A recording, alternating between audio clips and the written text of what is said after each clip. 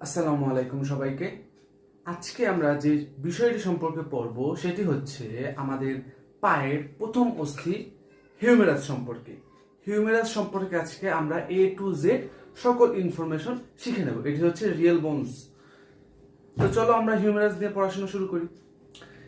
Humerus হচ্ছে আমাদের উপাঙ্গীয় কঙ্কালের দ্বিতীয় অংশ, পায়ের প্রথম অংশ, অর্থাৎ পায়ের ঊর্ধ্ব বাহু হচ্ছে আমাদের হিউমেরাস। হিউমেরাসটা মূলত দেখতে হচ্ছে লম্বা এবং নলাকার। অবশ্যই এটি লম্বা, তোমরা চিত্র দেখতে পাচ্ছ এবং আমার হাতেও দেখতে পাচ্ছ অনেকটা লম্বা একটি অস্থি, এবং এটি হচ্ছে নলের মতো, তাই এটি হচ্ছে নলাকার। আমরা হিউমেরাসের মাথা থেকে একদম শেষ পর্যন্ত প্রত্যেকটি অংশ সম্পর্কে আজকে জানবো।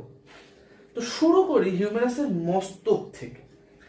এই যে তোমরা একটি বড় বলের মতো অংশ দেখতে পাচ্ছ হিউমেরাসে, এটি হচ্ছে হিউমেরাসের মস্তক। এই যে দেখতে পাচ্ছ হিউমেরাসের মস্তক, এই যে হিউমেরাসের মস্তক, এটি মূলত হায়ালিন তরুণাস্থি দ্বারা গঠিত। কি বললাম আমি? হায়ালিন তরুণাস্থি দ্বারা এই মস্তকটি গঠিত, হায়ালিন তরুণাস্থি।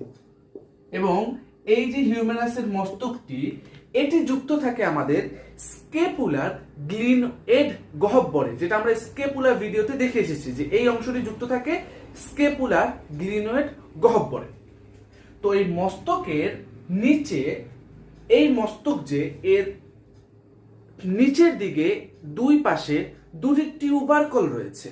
আমাদের মনে রাখতে হবে বায়োলজিতে যত ধরনের টিউবারকল ওয়ার্ড তোমরা পাবে, যেখানে তোমরা টিউবারকল ওয়ার্ডটি পাবে, সেখানে মনে রাখবে টিউবারকল মানে বোঝানো হচ্ছে উঁচু উঁচু বা বড় কোনো জায়গা। উঁচু বা বড় যদি আমরা বোঝাই, বড় অথবা উঁচু যদি কোনো জায়গা থাকে, তাহলে সেটি আমরা বলবো, মানে মানবদের অস্থিতে যদি সেটি থাকে, সেটিকে আমরা বলবো হচ্ছে টিউবারকল।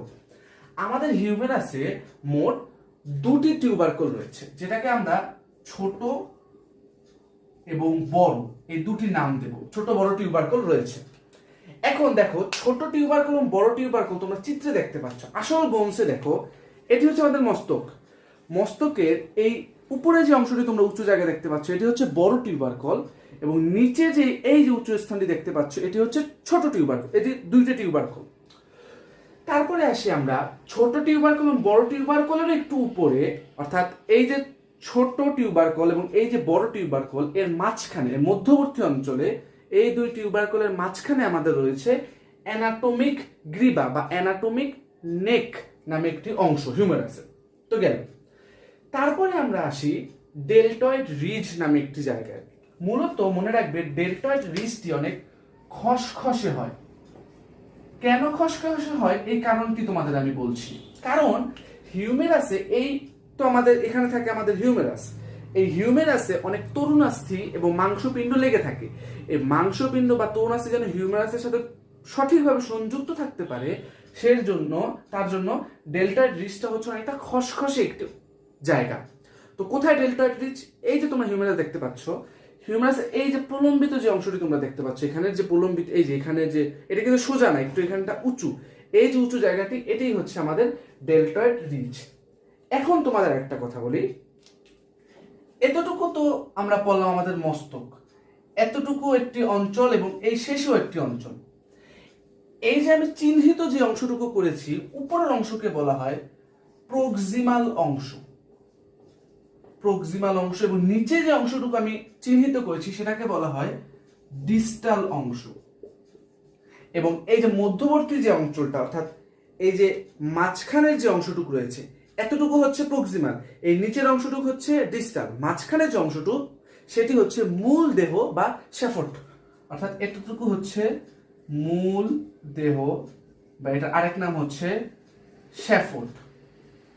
এখন কেন প্রক্সিমাল, কেন ডিস্টাল, এটির ব্যাখ্যা তোমাদের আমি বলছি। মূলত মনে রাখবে প্রক্সিমাল মানে হচ্ছে নিকটবর্তী এবং ডিস্টাল মানে হচ্ছে দূরবর্তী। আমি তোমাদের দেখাই, এই হিউমেরাসটা তো আমাদের হাতে এভাবে সংযুক্ত থাকে। আমরা বলছি এই অঞ্চলটি প্রক্সিমাল, এই অঞ্চলটি ডিস্টাল। এখন দেখো তোমরা একটা জিনিস, যখন এটি আমাদের হাতে সংযুক্ত থাকে, প্রক্সিমাল অঞ্চলটি আমাদের মাথার কাছাকাছি রয়েছে এবং ডিস্টাল অঞ্চলটি মাথা থেকে কিন্তু দূরে রয়েছে। অর্থাৎ দূরবর্তী, এবং এটি নিকটবর্তী।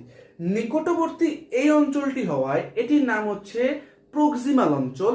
এই অঞ্চলটি দূরে হওয়ায় এই অঞ্চলটির নাম হচ্ছে ডিস্টাল অঞ্চল। আর মাঝখানের অংশ তো আমাদের হাতের এভাবে মাঝখানে রয়েছে, এই অংশটি হচ্ছে পুরোটুক দেহ বা স্যাফোল্ড।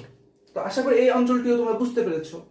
তারপরে কথা হচ্ছে এই যে মূল দেহ বা স্যাফোল্ড, এটি গঠন করে সার্জিক্যাল গ্রীবা নামক একটি অংশ। সার্জিক্যাল গ্রীবা। এখন তোমাদের আমি দেখাই সার্জিক্যাল গ্রীবা কোথায় থাকে। আমরা এই যে হিউমেরাস, এই অঞ্চলটির নাম তো এইমাত্র শিখলাম যে ডেলটয়েড রিজ, যেটা অনেকটা খসখসে থাকে। ডেলটয়েড রিজের ঠিক অপোজিট যে প্রান্তটি, এই ডেলটয়েড রিজ এর ঠিক অপোজিট যে প্রান্তটি, সেটির নামই হচ্ছে সার্জিক্যাল গ্রীবা। এখন কথা হচ্ছে যে ভাইয়া সার্জিক্যাল গ্রীবা কেন এটির নাম?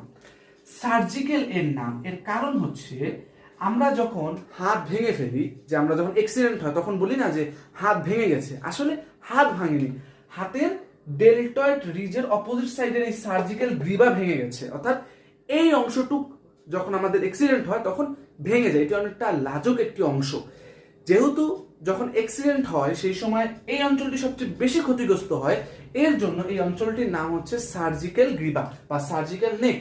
অর্থাৎ অ্যাক্সিডেন্টের সাথে এই অঞ্চলটার অনেক সম্পর্ক রয়েছে। গেল।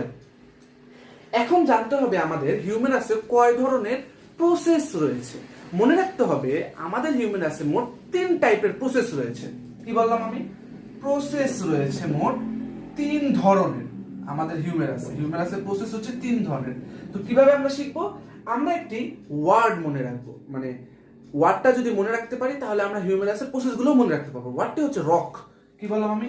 রক। ROC। আর দ্বারা আমরা বুঝবো রেডিয়াল।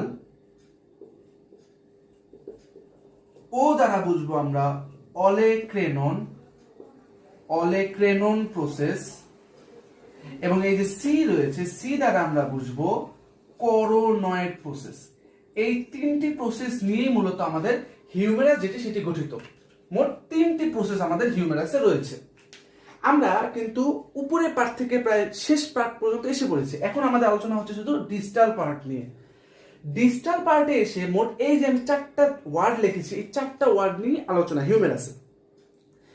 মাথা, অ্যানাটমিক গ্রীবা, 2টি টিউবারকল, সার্জিক্যাল গ্রীবা, ডেলটয়েড রিজ, এই পর্যন্ত আলোচনা শেষ হওয়ার পর 3টি প্রসেস রেডিয়াল, অলেক্রেনন এবং করোনয়েড পড়ার পরে আমাদের জানতে হবে এই যে তোমরা দেখতে পাচ্ছ হিউমেরাসের একদম শেষে যে একটি গর্তের মতো যে অঞ্চল, এই যে এখানে একটা গর্তের মতো যে জায়গাটি, সেটি হচ্ছে মূলত অলেক্রেনন প্রসেস। এই যে অলেক্রেনন প্রসেস আমরা পড়লাম, সেটি মূলত হচ্ছে এই গর্তের মতো জায়গাটি। অলেক্রেনন প্রসেস থেকে উৎপন্ন হয় এপিকন্ডাইল নামক একটি জায়গা। দেখো তোমরা এই যে অলেক্রেনন প্রসেস, এই যে প্রলম্বিত যে জায়গাটি দেখতে পাচ্ছ, অলেক্রেনন প্রসেস যে গর্ত, এর নিচের যে এই যে উঁচু জায়গাটি, এটি হচ্ছে মূলত এপিকন্ডাইল। এপিকন্ডাইল থেকে পরবর্তীতে সৃষ্টি হয় হচ্ছে কন্ডাইল। এই যে উঁচু জায়গা, তার নিচেই হচ্ছে কন্ডাইল অবস্থিত। অর্থাৎ এপিকন্ডাইল থেকে কন্ডাইল উৎপন্ন হয়। তারপরে সেই কন্ডাইলটি 2টি অঞ্চলে বিভক্ত হয়। একটি অঞ্চল হচ্ছে ক্যাপিচুলাম, একটি অঞ্চল হচ্ছে ট্রক্লিয়া, অর্থাৎ 2টি অঞ্চল। এই এপিকন্ডাইল থেকে উৎপন্ন হয় হচ্ছে কন্ডাইল। এই কন্ডাইল মূলত ট্রক্লিয়া এবং ক্যাপিচুলাম এই 2টি অংশে বিভক্ত। দেখো তোমরা এই যে অলেক্রেনন প্রসেস, কন্ডাইল। এখন ট্রক্লিয়া এবং ক্যাপিচুলাম কোথায়? এই যে অংশটি তোমরা দেখতে পাচ্ছ, এটি হচ্ছে আমাদের ট্রক্লিয়া। এই যে অঞ্চলটি ট্রক্লিয়ার পাশে যে এই যে প্রলম্বিত অংশটি, এটি হচ্ছে ক্যাপিচুলাম। অর্থাৎ এই যে 2টি অংশ দেখতে পাচ্ছ, ট্রক্লিয়া এবং ক্যাপিচুলাম, এই হচ্ছে 2টি অংশ। হিউমেরাস সম্পর্কে প্রত্যেকটি বই ঘেটে আমি এই কিছু ইনফরমেশন তোমাদের জন্য কালেক্ট করেছি, যেগুলো আমাদের এডমিশন টেস্ট বলো বা এইচএসসি এর জন্য বলো, মূলত হিউমেরাস থেকে জেনে রাখতে হবে। আশা করি এই সব ইনফরমেশনগুলো তোমরা ভালো মতো বুঝতে পেরেছো এবং যত ধরনের হিউমেরাস কনফিউশন আছে সব তোমাদের ক্লিয়ার হয়ে গেছে। তো অবশ্যই তোমরা বই সামনে রেখে জিনিসগুলো নোট করে রাখবে। যদি নোট করে রাখো তাহলে ক্লিয়ার হয়ে যাওয়ার কথা তোমাদের হিউমেরাস সম্পর্কে প্রত্যেকটি অস্পষ্টতা। তো ধন্যবাদ আজকের ভিডিওর জন্য। পরবর্তী ভিডিওতে তোমাদের সাথে আবার দেখা হচ্ছে। আসসালামু আলাইকুম সবাইকে।